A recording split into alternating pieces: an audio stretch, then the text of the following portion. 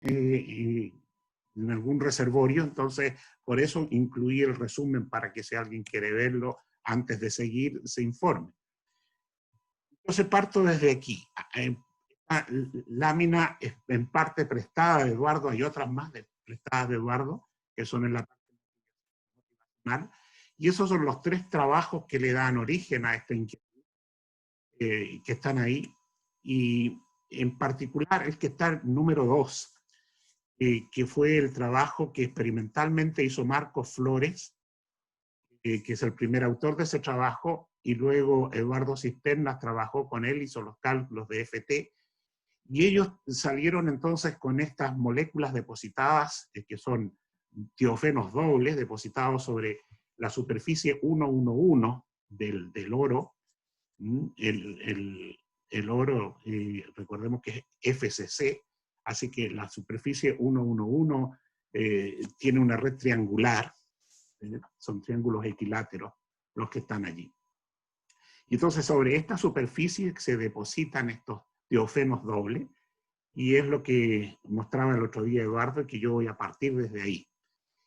Sobre eso, cuando ellos tenían esta cosa calculada, Eduardo conversó conmigo porque nos explicaban cómo se autoorganizaban también estas cadenas moleculares, estos polímeros. Ustedes van a ver que son unas moléculas alargadas estas, y por qué se depositaban de cierta forma tan ordenadas. Entonces yo le dije, mira, pero que tenemos colaboradores que son expertos en esto al otro lado de los Andes, y entonces conversamos con nuestros amigos argentinos, y ahí sale el tercer trabajo, donde se agregan aquí, o nos agregamos, diré, porque ahí también me subí, Gonzalo dos Santos, que es el segundo autor ahí, que está en Mendoza, Marcos Flores y yo hasta esas alturas colaborando con nosotros, y se agregan entonces, se agrega el Pepe, que no sé si estaba en la audiencia o no, pero él fue un elemento clave en esto, y Gonzalo, que y entonces empezó a participar ya con nosotros. Y entonces lo que yo voy a hacer es arrancar de eso y hablar de, a ver si tengo yo un puntero láser. ¿Están viendo mi puntero láser, Nicolás? Sí, se ve perfecto. Ya.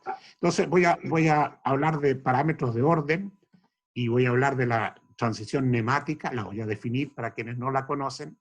Voy a decir luego que eso da una descripción incompleta, porque aparentemente hay una segunda transición que no queda explicada, y entonces ahí vamos a conectar teoría de información, donde podemos calcular mutabilidad y diversidad, también entropía de Shannon, pero yo solamente me voy a concentrar en mutabilidad por razones de tiempo. Y luego vamos a hablar de lo que estamos haciendo ahora, porque el trabajo no es un trabajo terminado. De hecho, tenemos bastantes cosas que estamos calculando en este momento, y tenemos varias dudas. A lo mejor algunos de ustedes... Bueno, dicho eso, a la izquierda hay una diapositiva que ya vieron con Eduardo, que muestra nada más que las deposiciones suelen producir patrones ordenados. O sea, no es una novedad, esto lo presentaba Eduardo el otro día, y a la derecha está el trabajo de ellos, de Marcos Flores, Eduardo Cisterna y compañía, donde justamente muestra cómo los tiofenos dobles sobre la superficie de oro 111 se depositan de esa manera. Y aquí está, es parte del trabajo, el espectro que muestra la densidad de carga que interpreta entonces la forma como está orientada cómo está orientada la molécula de tiofeno doble. Y bueno, yo creo que la vamos a ver mejor a continuación. Ahí está. Esta es ya una imagen desarrollada por Eduardo, y aquí ustedes tienen la disposición. Es una molécula plana, pero alargada, lineal. Entonces están en el plano, y así es como van a ir a dar sobre la superficie de oro, que son los grises que están atrás, son los oros. Si ustedes se fijan, son 3 tipos de átomos: los carbonos, que son como la columna vertebral al centro, pero no completamente lineal, tienen estas cabezas que terminan con estos azufres que son los amarillos. Y por fuera están los azules que son los protones, es decir, los hidrógenos que forman parte de esto y que forman enlace con los carbonos, y entonces el protón es el que queda colgando hacia atrás. Y si ustedes se dan cuenta, yo tengo una distribución de carga sumamente interesante. Las puntas, las cabezas, quedan envueltas por los protones que son positivos en los dos lados. Si yo me fijo en el centro, aquí por dentro en el sentido que hay como una suerte de interior aquí, también tengo positivo, y en cambio el resto queda negativo. O sea, esto es una molécula multipolar, tiene una polarización eléctrica, y esto es re importante porque en primer lugar, esas cargas eléctricas van a hacer que se atraiga con la superficie metálica. Ustedes saben que los metales tienen, se supone, plena movilidad de electrones, entonces se apartan de las cargas negativas y van hacia donde están las cargas positivas, generando una imagen de esta molécula en la parte del oro, una imagen especular, pero con cargas opuestas, con la cual se atrae, y eso, digamos, podemos justificarlo electrostáticamente con electricidad de primeros principios, sin caer en escala molecular, de por qué se atrae con la superficie del oro. Pero al mismo tiempo, esta distribución de cargas va a hacer que se repelan con respecto de otras moléculas similares. Así que la carga eléctrica es fundamental. Esta lámina la discutió grandemente Eduardo el otro día, yo no me voy a referir, y solamente quiero que se fijen en los hamiltonianos ahí, pero no es a donde voy. Vamos a los resultados. Aquí están cabeza con cabeza, interiores con interiores, y esta es la forma más repulsiva, donde hay 8.22 electronvolt de repulsión. En cambio, me voy a ir a la más atractiva, que está inmediatamente más abajo. Cuando la cabeza ahora se junta con el centro, entonces ya no es tan repulsivo, es menos repulsivo, de hecho quedan las puntas sin repeler directamente a nadie, entonces hay menos repulsión. Todo esto para decir entonces que depende de la configuración en que esté una de otra, va a haber más o menos repulsión entre ellas. Y esto está compensado por la atracción hacia el sustrato. Y además, recuerden ustedes que esto está siendo depositado, o sea, en la práctica ocurre en un ambiente cerrado donde hay temperatura y donde hay presión. Y esa presión significa potencial químico. Es decir, porque el otro día salió la pregunta, ¿cómo siendo todas positivas, o sea, repulsivas, no se van? Bueno, se tratan de ir, pero hay otros elementos que están conjugando todo el sistema, de tal forma que en definitiva terminan distribuyéndose y compensando atracciones con repulsiones en una forma más o menos complicada. Entonces, lo que hicieron, porque ahí yo no participé, yo me subí cuando ya lo habían conversado, lo que hicieron Eduardo con mis colegas argentinos fue encontrar cuáles fueron las configuraciones más importantes dentro de una gran variedad que ellos consideraron. Y aquí hay algunas ilustraciones. Ellos consideraron entonces interacciones centro con centro, cabeza con cabeza, y desarrollaron algebrizaron el problema. Es decir, lo simplificaron a las formas más importantes. Y eso lo metieron en un programa de computación donde está el potencial químico al cual hice referencia, y que entonces gobierna estadísticamente. Va a venir una molécula, va a tratar de depositarse, y va a tener una probabilidad de depositarse y una probabilidad de desorberse, o sea, salirse de allí. Y esto va a ir entonces buscando equilibrio. Noten que hay tres direcciones que son equivalentes, porque la red es isotrópica, V1, V2 y V3. Cualquiera, porque un rato más pueden aparecer un poco orientados, un poco diferentes, ¿cierto? Pero no importa. Son tres direcciones completamente equivalentes, y las deposiciones van a ser a lo largo de cualquiera de estas tres, porque son los tres ejes fáciles para la molécula. La molécula tiene más facilidad a lo largo de tres direcciones equivalentes, que son en las que hemos puesto allí. Entonces el sistema es isotrópico y vamos a dejar que se traten de depositar. yo quisiera preguntar aquí, no sé si alguien tiene alguna pregunta, si queda claro lo que es el sistema.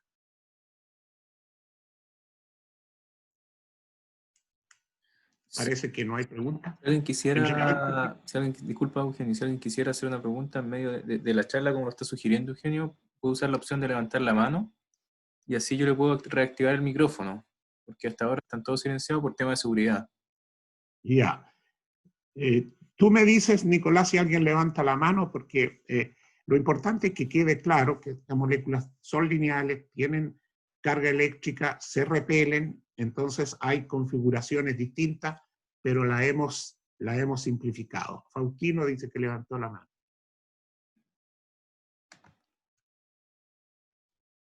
¿Escuchas? Sí. ¿Cambiaron el modelo real por un modelo simplificado de bolitas efectivas? ¿O no, eso fue lo que... no.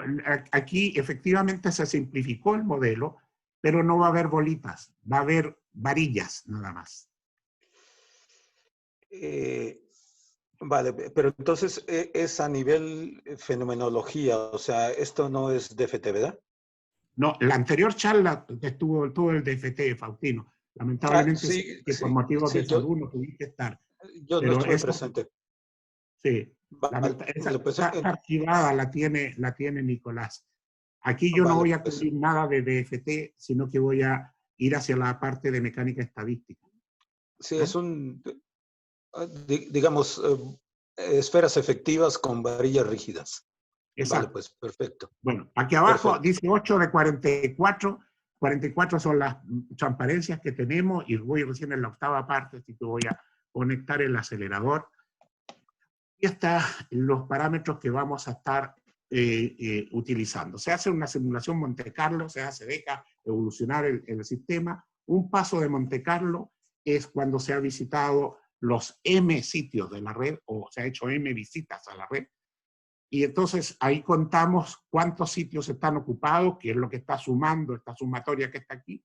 Lo dividimos por la totalidad de sitios posibles y eso nos da la cobertura. Es algo, digamos, tradicional. Estamos midiendo qué proporción de sitios están ocupados. Y el parámetro de orden mide las orientaciones a lo largo de las tres direcciones que ya vimos, V1, V2, V3, y dividimos por el total.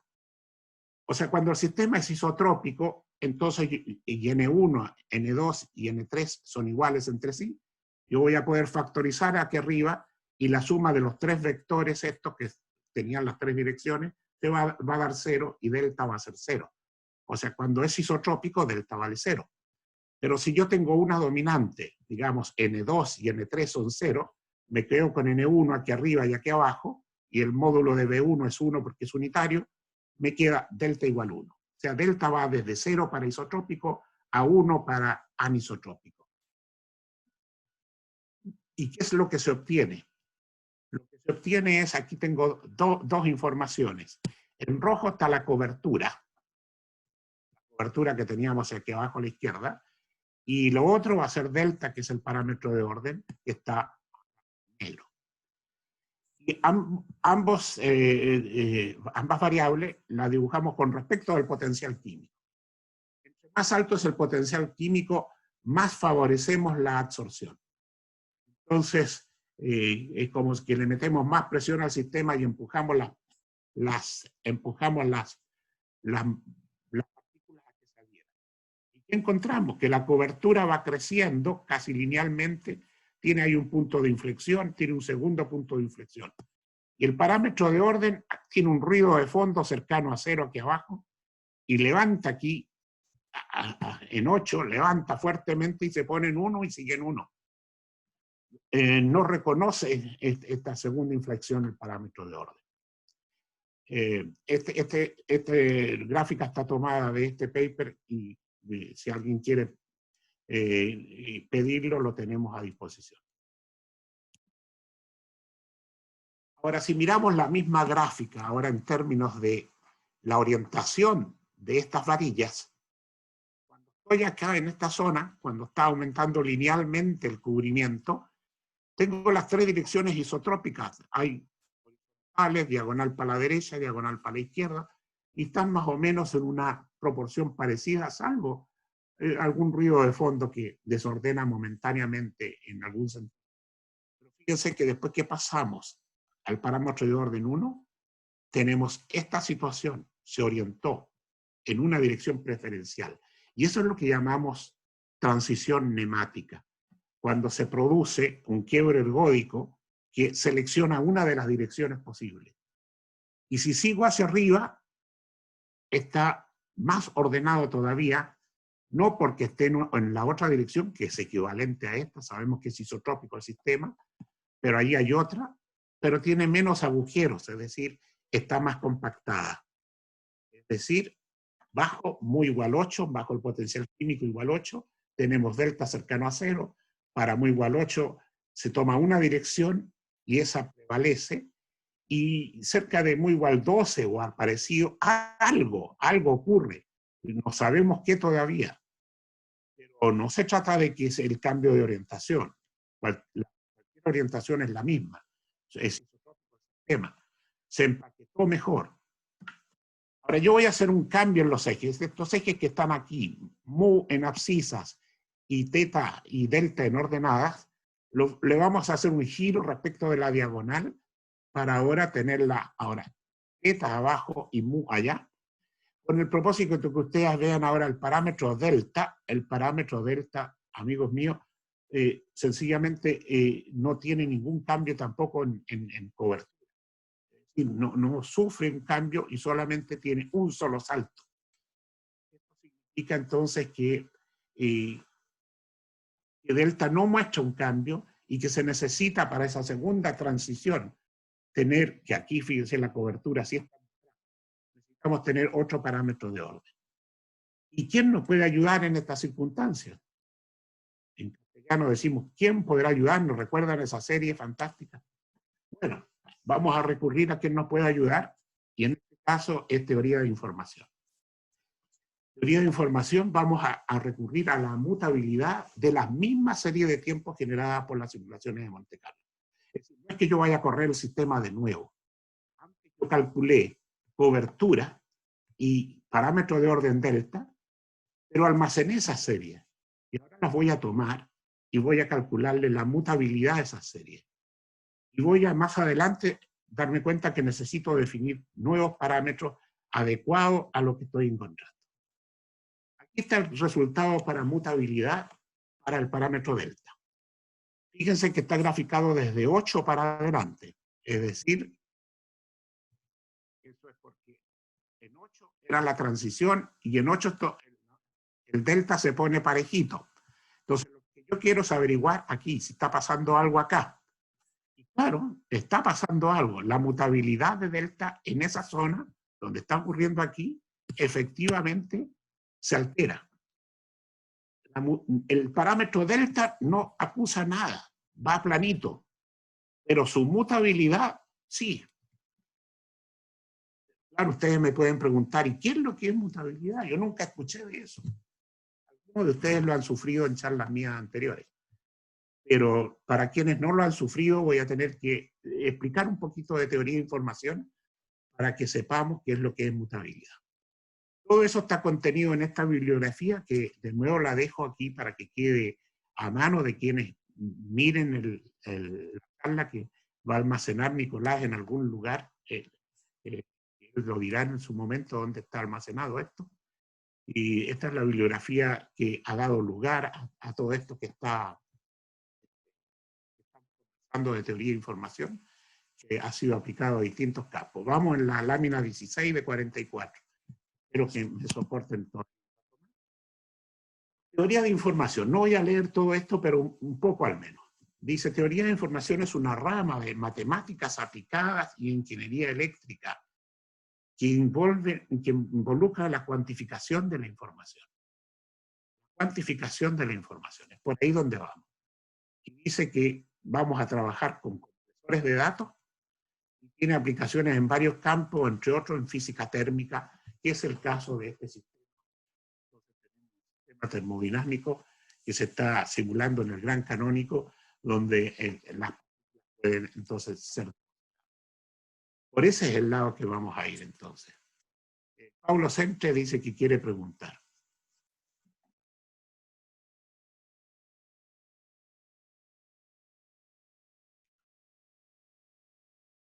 ¿Aló? No lo veo. Levantó la mano, Paulo. Ha estado intermitente, Paulo, porque entra y se cae, entonces parece que no está. Ya. Bueno, vamos a seguir entonces, si no después lo converso con él. Bueno, nosotros decíamos que tenemos una serie de tiempo, Monte Carlo, y está representándose cualquier cosa, Q puede ser cualquier parámetro, en particular el delta que estábamos viendo recién, pero aquí está hecho de manera más genérica. Y yo tengo una serie de tiempo, y el tiempo va recorriendo la serie. ¿Cómo le mido el contenido de información a esta serie de tiempo? ¿Cuándo sé que una serie de tiempo me está representando que el sistema está en equilibrio, que el sistema está caótico? ¿Cómo lo puedo determinar? Entonces, lo vamos a hacer con algo parecido a los compresores de información. Nosotros lo vamos a llevar al terreno de los reconocedores de información. Entonces, tomemos cualquier observable en el tiempo, como este Q mayúscula de T, que puede depender de otras cosas, como el tamaño, una concentración o una temperatura, que es el caso nuestro, en este caso, potencial químico, por ejemplo. Y eso va a ser un rótulo. Y ese archivo, esa serie de tiempo, tiene un cierto peso en bytes, es decir, tiene una cantidad de información almacenada, y una de sus medidas es la cantidad de bytes que usa para almacenarlo. Vamos a comprimir este archivo y vamos a tener un archivo Q asterisco, donde, si ustedes se dan cuenta, el tiempo desaparece, porque al hacer la compresión ya el tiempo no está presente, porque uno hace un mapeo de lo que está ahí en la serie de tiempo, de forma de tener algo más conciso. El rótulo sigue. Y yo ahora le mido el peso a este archivo comprimido. Entonces, fíjense, tengo el archivo original con su peso, el archivo comprimido con su peso. El asterisco está del lado de los comprimidos. Entonces voy a invocar el compresor de nuestra fabricación, que se llama Word Length Zipper, y nosotros lo construimos con la idea de que reconozca información que pueda ser representativa de un estado físico, es decir, reconoce exactamente y no por chance ni por aproximación, algo que uno puede asociar a un estado físico. Entonces uno puede decir si efectivamente está reconociendo el estado del sistema. Y no me voy a extender más, pero si alguien quiere podemos conversar. Está en la bibliografía que estaba antes. Lo importante es que ignora repeticiones accidentales.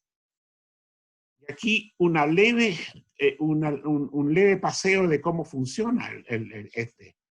Yo les voy a pedir que no se fijen en los números largos, sino que se fijen en esta columna con 3 dígitos y en esta que está a la derecha. Vamos a la otra. Esta es la serie de tiempo hacia abajo.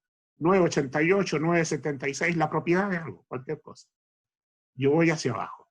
Entonces, ¿cómo yo puedo dejar un mapa de esto que me comprima esto? 988 está aquí, y fíjense que lo vengo a encontrar 1, 2, 3, 4, 5, 6, 7, 8, 9 posiciones más abajo.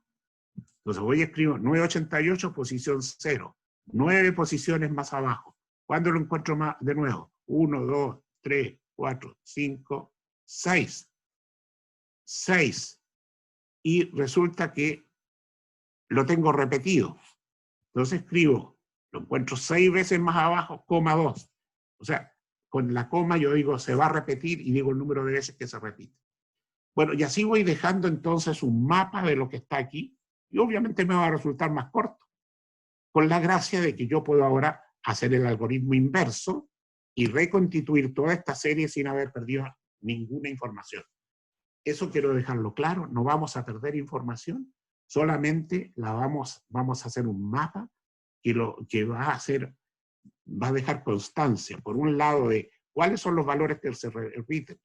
Cada línea corresponde a un solo valor. Así que el número de líneas me va a dar el número de valores, el número de estados que recorre el sistema. Y las repitencias quedan hacia la derecha.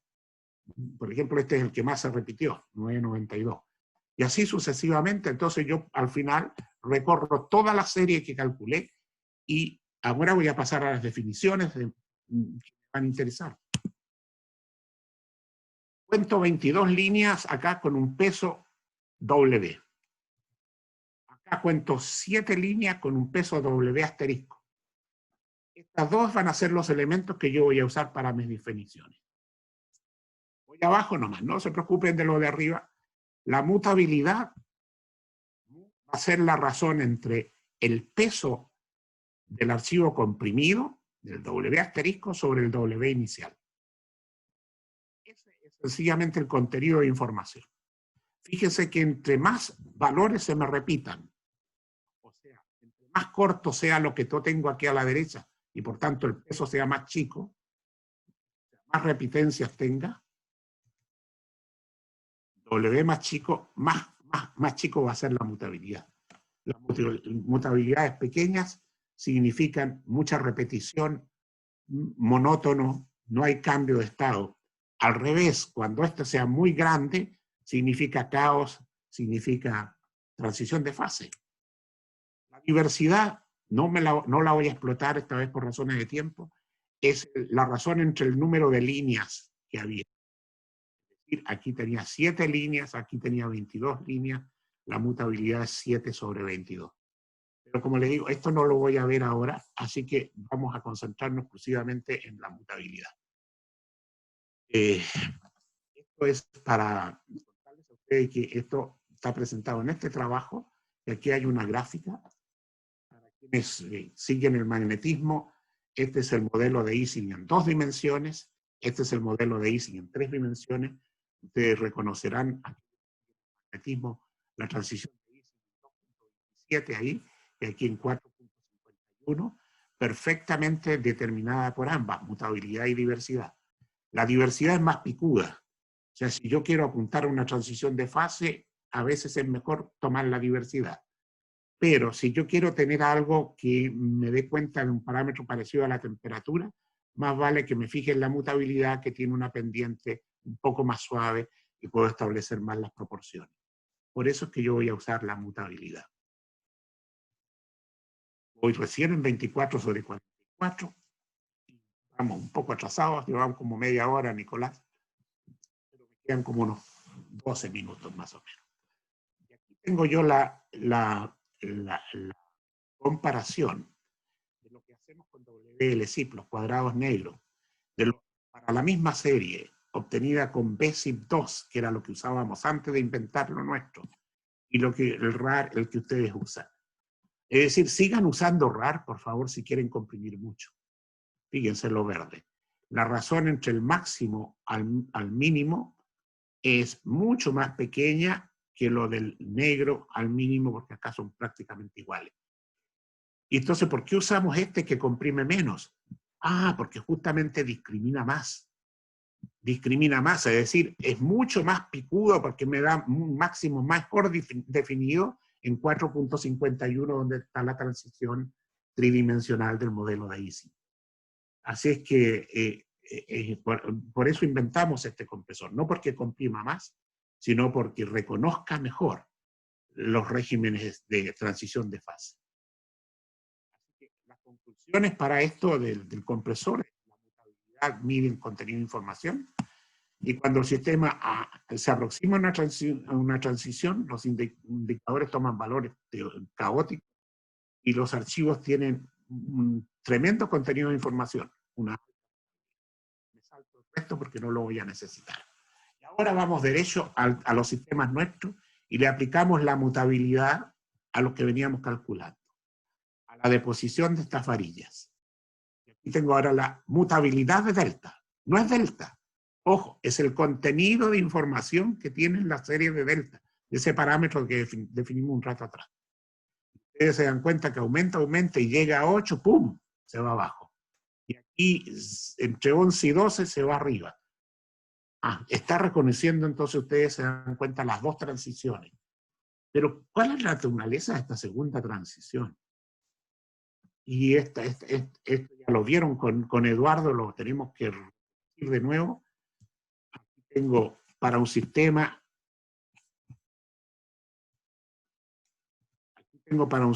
con L igual 150. Con L igual 150. Aquí tengo, de nuevo, tengo la cobertura teta y el parámetro delta y el potencial químico. Fíjense que aquí, ahí va para arriba en la cobertura, y aquí, de nuevo en 8, se levanta el parámetro delta, pero esta vez acá, fíjense que el parámetro cae. Y aquí, nuestros amigos de Argentina han hecho un bonito seguimiento de qué es lo que es A, ahí arriba. Está muy ordenadito ahí, todas grises, es una orientación. Cae en B, B es este, aparecen parches de colores que tienen otras orientaciones. En C domina una orientación, pero ya no es la otra.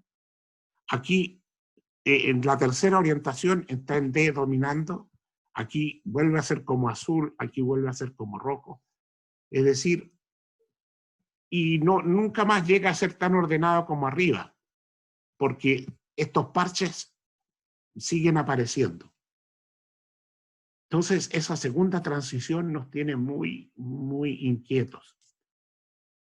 Entonces, nosotros quisimos ver qué pasa con delta, y le hemos seguido la pista.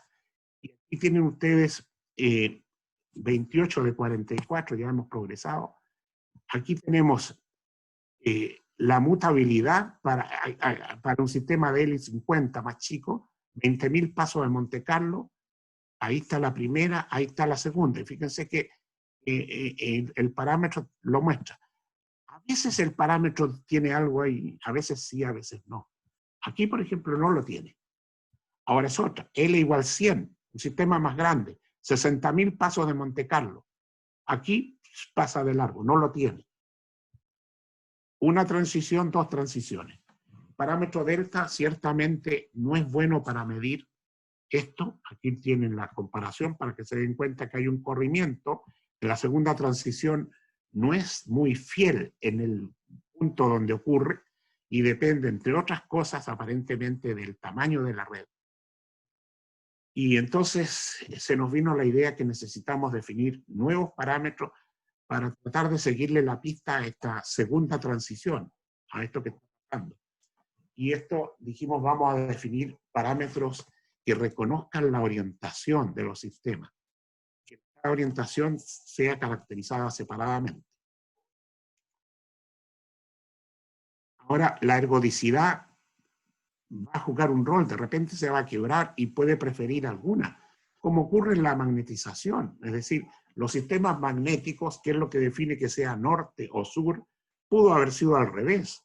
En un momento dado se produce la opción, pero ya no hay vuelta atrás, y el sistema se queda polarizado de esa manera, aun cuando la solución con todos los espines dado vuelta tiene la misma energía. Aquí puede pasar algo parecido, solo que tenemos tres direcciones. Así que vamos a tener que definir cómo vemos si hay alguna dirección privilegiada o no de las tres. Y vamos a trabajar solamente con el potencial químico.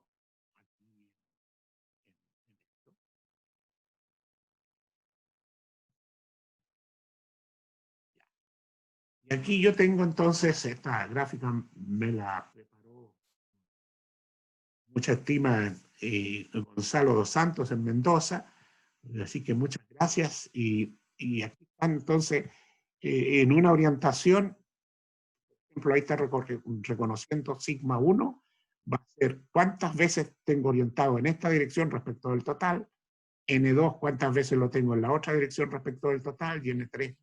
Es decir, aquí entonces saqué la parte vectorial que estaba en la anterior.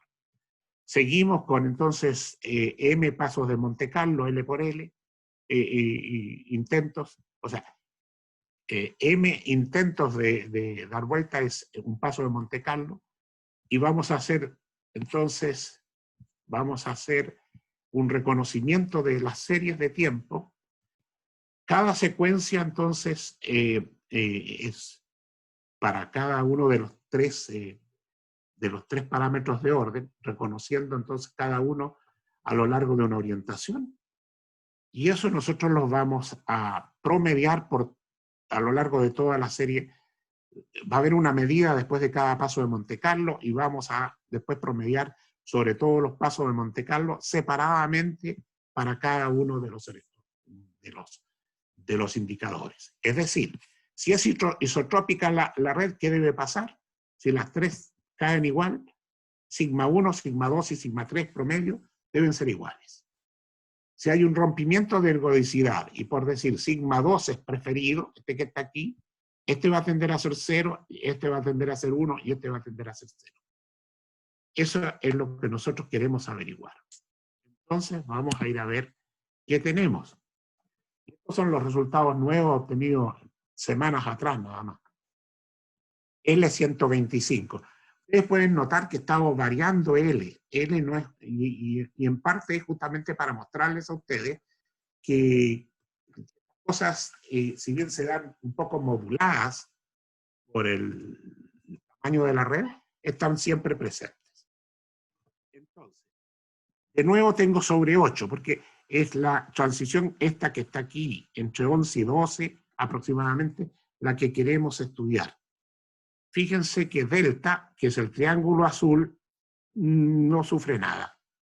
No le pasa nada al parámetro delta en esta simulación.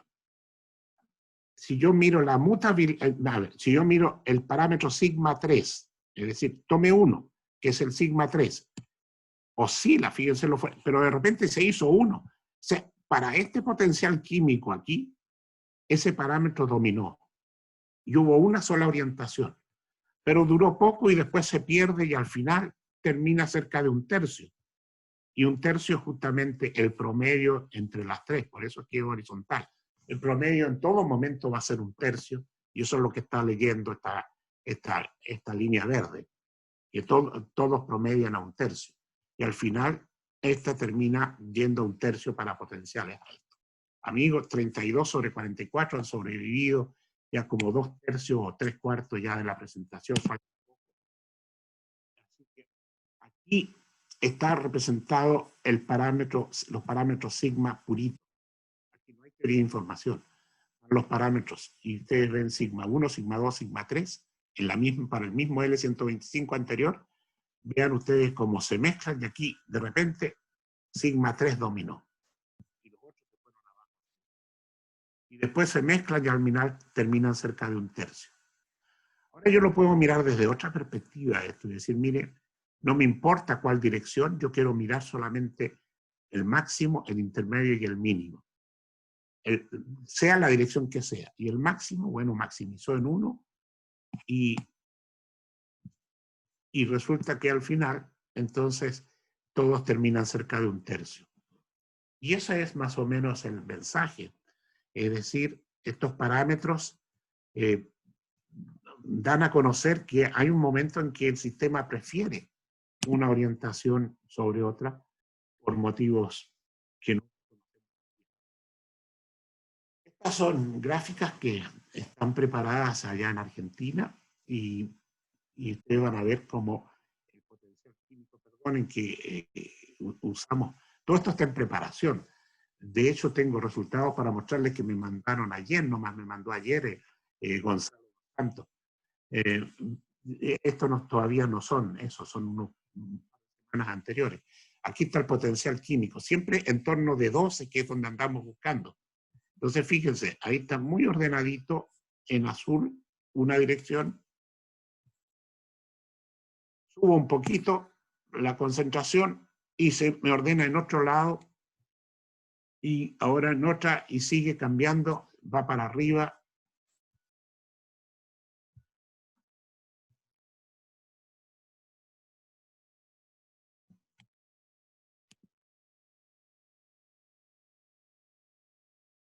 Y aquí está están marcados algunos que se atraviesan, es un close-up de ese sector, cómo se atraviesan, y cómo se está aproximando aquí a la zona donde domina el sigma 3.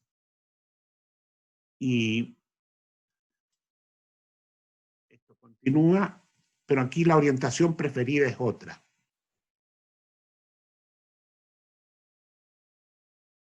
Bueno, entonces la pregunta es, ¿por qué está ocurriendo esto?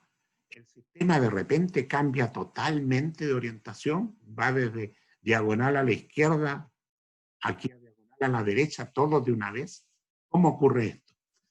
Para que ustedes entiendan esto, tienen que entender cómo funciona el algoritmo. El algoritmo está haciendo varias simulaciones en paralelo, es decir, genera muchos sistemas iniciales iguales y los deja evolucionar cada uno con una dinámica propia, es decir, con sus propios sistemas al azar en la evolución del Monte Carlo, con su metrópoli correspondiente. Entonces, cada uno va evolucionando. Y desde arriba, el algoritmo mira, dice, ah, no, pero este es más conveniente. Y se salta de vías. Sencillamente se salta y deja atrás las vías que antes tenía. Estaba en estas vías, pero le apareció más compacto, con menor energía repulsiva, este otro, y se saltó.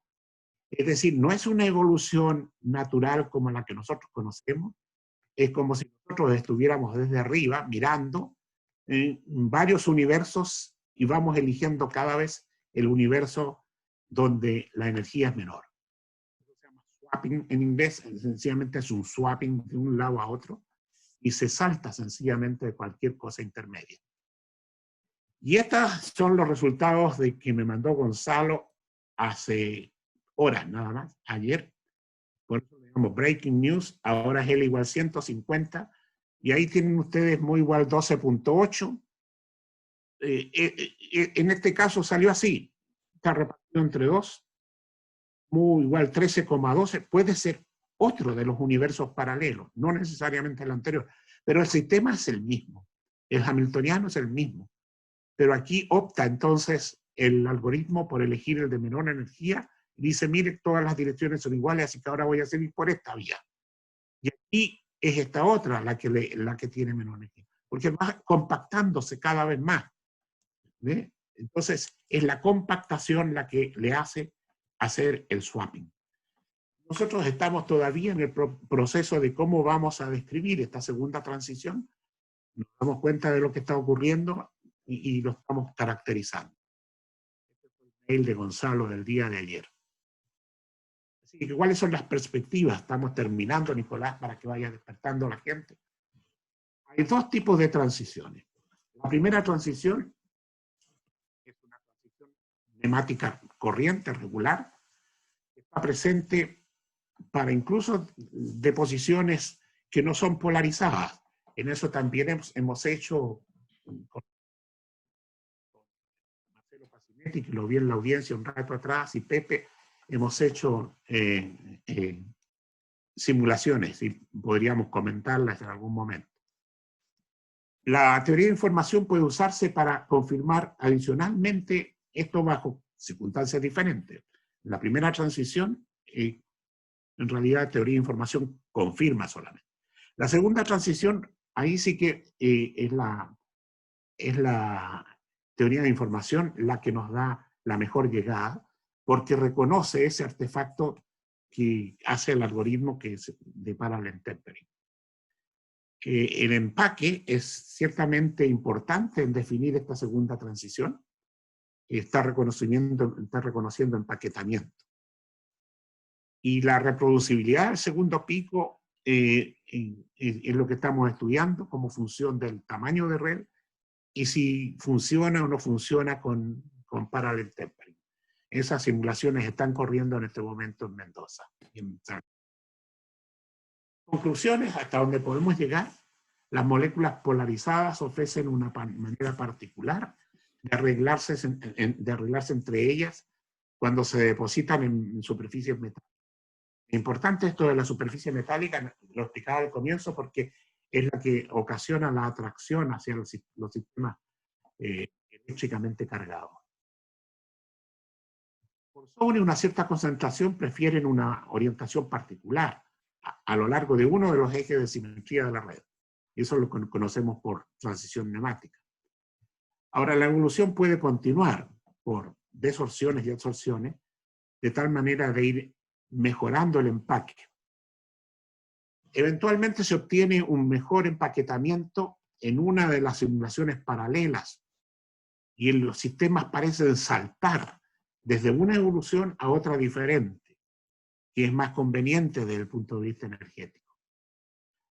Lo que, claro, no es para nada claro es si eso es posible o no. O sea, o sencillamente nosotros estamos mirando desde arriba una solución meramente matemática.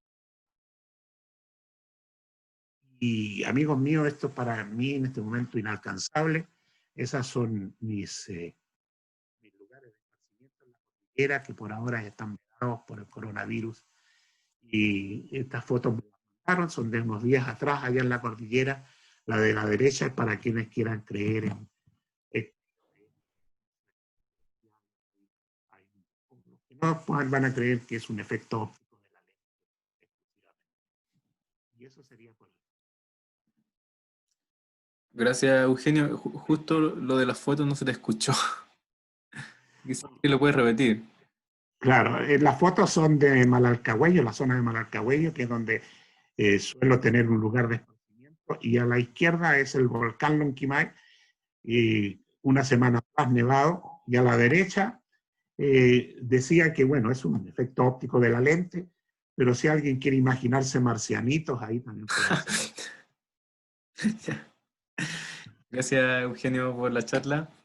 Tenemos tiempo para preguntas. Le voy a solicitar a los asistentes que si quieren hacer alguna pregunta, que levanten la mano, como lo acaba de hacer Faustino. Y yo voy a reactivar el micrófono para que puedan hablar. A ver, ¿me escuchas? Perfecto y claro, Faustino. Bueno, a ver, hay una diferencia entre el tener un conjunto de polímeros, de rod-like polymers, en 2 dimensiones, y un conjunto de polímeros que están sintiendo el efecto de un campo externo, que es la confinación sobre de la superficie. ¿Cuáles tienen ustedes manera de cuantificar el efecto de la superficie sobre el estado de orden de estos rod-like polymers? Y el otro comentario es, uno pudiera considerar que el caso límite, o lo que sería un freestanding model de polímeros, pudiera ser recurrir a la teoría de Flory, que es analítica para el cálculo de polímeros en 2 dimensiones, y de entender el comportamiento de un sistema bidimensional, freestanding, utilizando la teoría de Flory, que es analítica, uno pudiera tratar de entender si esta segunda transición o estas transiciones son consecuencias del efecto superficial o pudieran proceder de ruido de los empaquetadores, ¿no? Bueno, a ver, no sé cómo responder tus preguntas. De esa teoría de Flory no tengo idea. Puede que en la audiencia, a lo mejor mis amigos argentinos que están más en el campo pudieran querer decir algo. Lo que yo... A ver, ¿sí? Te puedo comentar. Los primeros desarrolladores de la teoría de polímeros son Huygens y Flory, y es una teoría analítica completamente para describir toda la física de polímeros. De hecho, el padre de la teoría de polímeros se puede considerar Flory, posteriormente Huygens y después de Jan. Entonces, digamos, sí hay teorías analíticas que a lo mejor permitirían entender esto, ¿no? Hay un libro bueno, clásico yo estoy seguro que Pepe han pasado por eso. Pero aquí hay varios otros elementos que hacen que este sistema no sea tan fácil de tratar. Hay muchas interacciones que están en juego y por tanto no es un sistema tan fácil de representar analíticamente, Faustino. Por eso es que recurrimos a las simulaciones. Si me dejas responder un poco la segunda parte de tu pregunta, a lo mejor puedo aportar algo. Claro que sí. Déjame ver si puedo aportar algo aquí.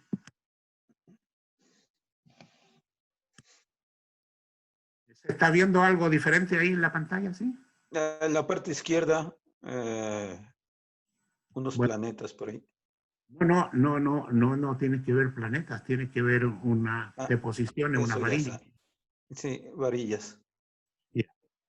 Esto que está aquí, arriba está la referencia, es de un trabajo que hicimos también con el grupo de Argentina. Y aquí, estas son varillas que no son cargadas, Faustino, son deposición de varillas exclusivamente Neutras. neutras y Exclusión de donde volumen solamente solamente. volumen excluido, justamente. Y tienes dos, aquí la hemos hecho de varios largos, pero aquí abajo está K igual 5 y K igual 8. Si tú vas aumentando la cobertura de izquierda a derecha, fíjate que se van ordenando de a poco y van surgiendo laberintos o tableros de ajedrez. ¿Ah? Y eso lo tenemos más o menos explicado. Si esa varilla superan K igual 7, sin embargo, ocurre una transición nemática a esta altura. Y ese asunto, o sea, con esto quiero decir que las transiciones nemáticas no son consecuencia de lo que dije antes, sino que son una consecuencia de las varillas mismas. Entonces, al contrario, pareciera ser que las cargas eléctricas y esa atracción con el sustrato están modificando esto y lo que no logramos ver es esta parte final que está acá, estos laberintos. Eso es por comparar, digamos, dos transiciones diferentes de sistemas que se parecen, son varillas depositándose sobre superficies, pero que tienen elementos diferentes y basta con que le cambies un poco algún elemento y ya tienes otro tipo de comportamiento. Ok, gracias. ¿Alguien más tiene alguna consulta? Fabián Dietrich tiene una pregunta. Sí. Hola. Hola, ¿Cómo estás? Yo tengo una duda sobre el modelo que tienen, porque que yo entiendo correctamente, la molécula está acostada sobre la superficie y quizás puedes mostrar esta imagen o el modelo, porque su modelo es, eso es la molécula y el modelo es unidimensional, porque tiene solamente una dirección. Pero creo que la molécula tiene dos lados diferentes. Como muestras, por ejemplo, el oxígeno está en un lado y los sulfuros están en el otro lado. Pero en el modelo, todos los lados son equivalentes. Entonces, no es así. No es así. Yo esa parte le fui muy rápido, gracias Fabián, pero no es así. Aquí tienes, por ejemplo, las dos moléculas enfrentándose de esta manera y aquí las tienes enfrentándose de esta otra manera y las energías son claramente diferentes. sí, eso. Fabián, es solamente un resumen. Mis colegas han hecho diferentes configuraciones. Aquí hay solamente 4 de ellas, pero han tomado varias otras más. Entonces el sistema reconoce, no las reconoce todas, porque el espacio de configuración es enorme, pero sí ellos han calculado los más probables, y los más probables son los que se usan en la simulación. Sí, sí, sí, pero en este modelo con los 5 círculos con diferentes colores, también tienen em, este distintos lados. ¿Eso contiene esto o no? Claro que sí, En porque las simulaciones aquí de Monte tienes, Carlo.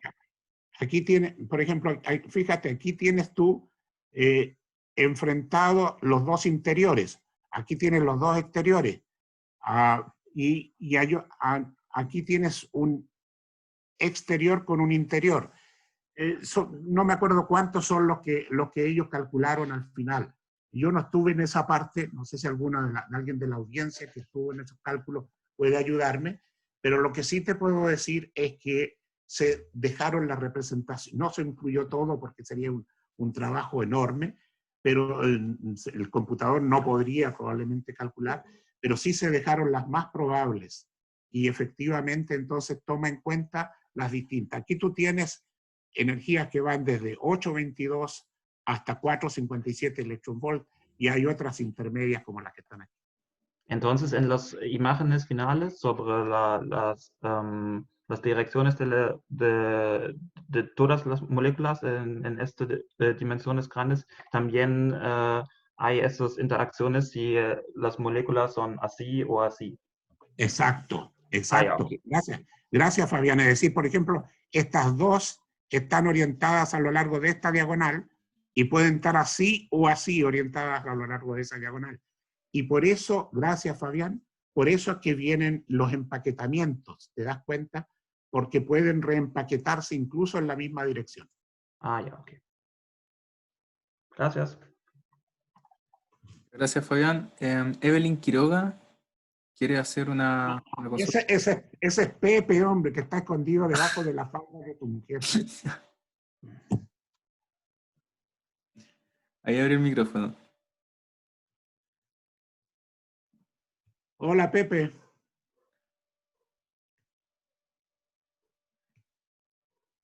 Pepe. Ahí sí, ahora sí. Hola. Ahí sí. Hola. ¿Cómo están Hola. ustedes? ¿Qué tal? ¿Todo bien? Tuve que entrar camuflado porque se ve que ya a mí ya me reconoce el sistema y no deja que hable más pavada. Claro, sí. Es una buena técnica esa, sí. Claro, sí. Bueno, primero que todo, saludarlo a Faustino. Un gusto haberlo escuchado. Y quería un poco aportar en algo en la pregunta que te hizo Eugenio. Porque efectivamente nosotros hemos estudiado en forma analítica la transición, digamos, cuando ponemos las varillas sin ninguna interacción lateral, o sea, solamente con efectos de volumen excluido, y también hemos hecho un estudio suponiendo que todos los sitios de las varillas tienen la misma interacción a primeros vecinos con su entorno. Y efectivamente, Faustino, hemos usado la teoría de Flori y también usamos otra teoría más que seguramente vos la conocés, que es la de Guggenheim-Di Marcio. Y lo que hicimos ahí fue, porque a ver, en la teoría de Flori, generalmente Flori resuelve las cosas para el caso isotrópico, o sea, en todo momento supone que hay N1 varillas en una dirección, o sea, por ejemplo, en la cuadrada toma N1 varillas en una dirección y N1 en la otra. Nosotros lo que hicimos fue introducir un parámetro de orden, el parámetro de orden delta, y meter eso en la energía libre y luego, minimizando la energía libre con delta como parámetro, justamente uno encuentra la transición nemática, la primera transición. Por ejemplo, usando la teoría de Flori, creo que la transición aparece en K igual a 4, algo así. O sea, encuentra la transición no en 7, como ocurre sin interacciones, pero sí la encuentra en 4. Ahora, después, pensando, como dijo algo Eugenio en su respuesta, ¿no? Ya un sistema como este, en donde tiene esa interacción central diferente y las interacciones en las puntas, bueno, sería más difícil de calcular. Nosotros eso no lo hemos hecho, digamos, pero sí hemos encontrado estas transiciones, digamos, la primera, ¿no? Sobre todo, usando la teoría justamente de Flori. La segunda transición, esa no sale, no aparece de la teoría, pero sí uno puede hacer algún cálculo analítico de entropía, que eso Eugenio también digamos, como ha trabajado mucho en la parte configuracional, digo, alguna vez hemos pasado por ahí, lo que se hace ahí es calcular la entropía de un sistema totalmente alineado y después la entropía de un sistema que está partido en pequeños paquetes o islas como las que mostró Eugenio, y bueno, y buscando un corte entre esas entropías se encuentra el cubrimiento crítico de la segunda transición. Eso es un poco lo que hay en la parte analítica. Así que bueno, eso era lo que como Eugenio vale, Gracias por el salvavidas. Gracias, Pepe. Gracias, Pepe. Si alguien tiene más preguntas. ¿No? Bueno, yo tengo una ¿Por qué pusiste el coronavirus? Bueno, yo dije, esto va a quedar en los archivos de Nicolás, y yo creo que es bueno que se sepa que esto lo hicimos en pleno tiempo de coronavirus. Bueno, algunas de las estructuras del dióxido de titanio son muy parecidas a esta, con el titanio adentro y las puntas de oxígeno hacia afuera, esféricas. Ahí Faustino está refiriéndose a cosas que estamos calculando con él, o él está calculando más bien, y yo lo estoy aplaudiendo. El grupo de los Juanes.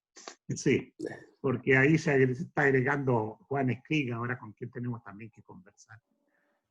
Eugenio, yo tengo una consulta. ¿Sí? A ver si entendí bien la última parte de la charla, cuando tú trataste de explicar cuál era el comportamiento, este salto que había en el parámetro de orden, si no me equivoco, para un mu cercano a 12, ¿no es cierto? Sí.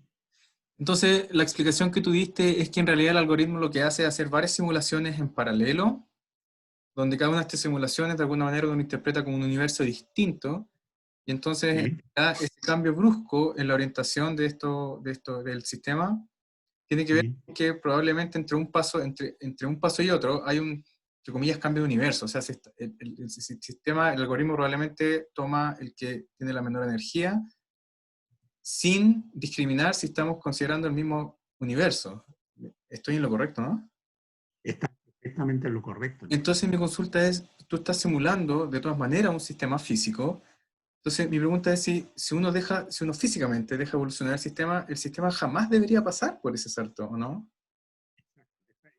Mira, estás poniendo el dedo en la llaga, porque claro que los 4 coautores de este trabajo todavía no nos ponemos de acuerdo en eso. Y ha habido peleas en que casi nos vamos a las manos. Menos mal que estamos confinados. Porque realmente aquí estás poniendo el dedo en la llaga, porque no hemos llegado a una descripción acabada del tema. Están los coautores ahí escuchando, así que tengo que ser muy cuidadoso en lo que voy a decir. Pero efectivamente, o sea, aquí tú tienes, por ejemplo, para pasar de A a B, eso significa desprender todo un asunto y darlo vuelta. O sea, las probabilidades de que eso ocurra son extraordinariamente bajas, no van a ocurrir espontáneamente. Entonces, lo que está ocurriendo es que el universo paralelo lo encuentra y tiene una solución de menor energía. Claro. ¿Por qué? Porque aquí hay muchos huequitos entre medio y, como decía Fabián, puede que no estén justamente, o sea, que los alineamientos sean los más repulsivos. O sea, es decir, hay muchas cosas que están jugándose entre medio, que obviamente no tengo el tiempo de llegar a ese fino. Entonces, claro, este es energéticamente más factible, pero aquí entre medio hay una montaña de energía que pasar por entre medio. ¿Te fijas? Y lo mismo de aquí a acá, etc. Es decir, esto que está aquí no es una evolución natural desde mi punto de vista. Puede que alguno de mis coautores tenga otra opinión. Ya lo arreglaremos con algún asado o algo así, pero por ahora estamos en eso. Si me permite, yo tenía preparada la respuesta para esta pregunta, porque nos habíamos puesto de acuerdo con Nicolás. Y Nicolás me dijo, oye, si no te pregunta nadie, ¿qué pregunta puedo hacer yo? Y yo le dije, mira, ¿por qué no preguntáis esta cuestión? Y entonces lo preguntó. Tengo la respuesta preparada para esto, si me permite.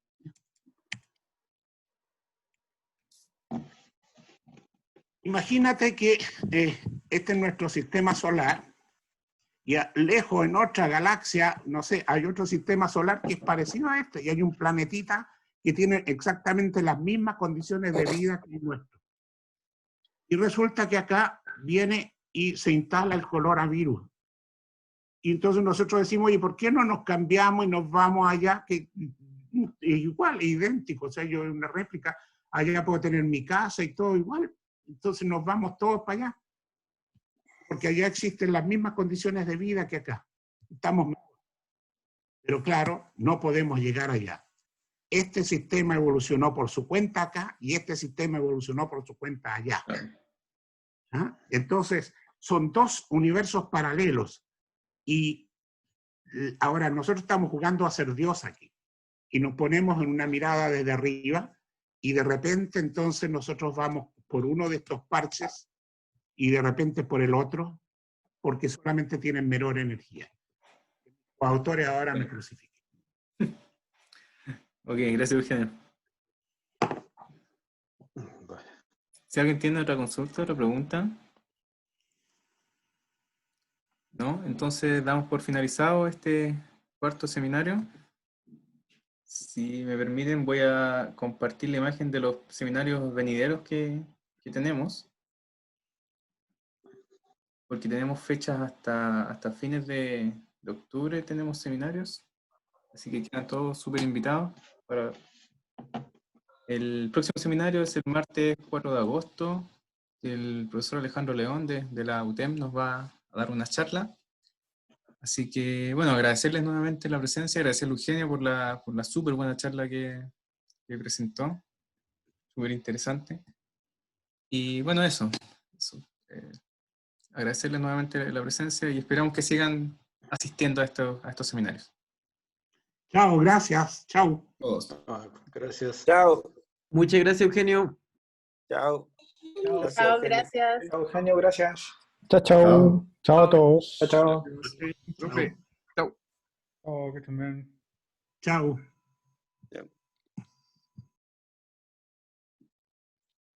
No sé si salió o no, debe estar. No sé cómo vi una prueba de estar ahí. Eso es.